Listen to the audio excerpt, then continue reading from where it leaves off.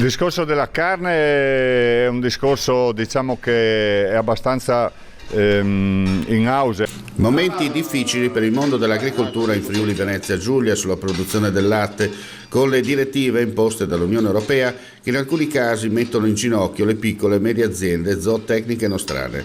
Se da un lato Atene piange, Sparta sorride sul fronte della carne bovina. Il 36% al momento di produzione imposto, anche se il margine è ridotto, si riescono a ottenere ottimi prezzi nella vendita, per la voglia di continuare a mantenere in piedi una filiera alimentare di un certo peso e non solo legata alla ruralità di alcune aree della nostra regione.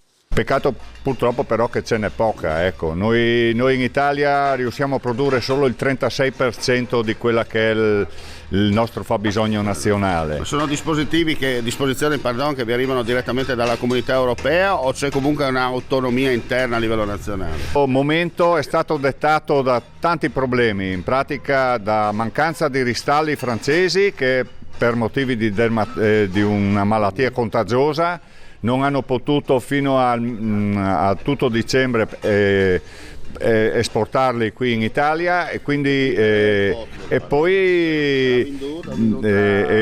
dopodiché anche lì c'è stata anche una mancanza, come succede anche da noi in Italia, di ricambio generazionale, la chiusura di moltissime stalle. E sul cambio generazionale il presidente dell'Associazione Allevatori così risponde. Come succede ormai da tanto tempo, c'è per una questione di redditività l'azienda familiare deve assolutamente cercare di tenere più capi per sopravvivere.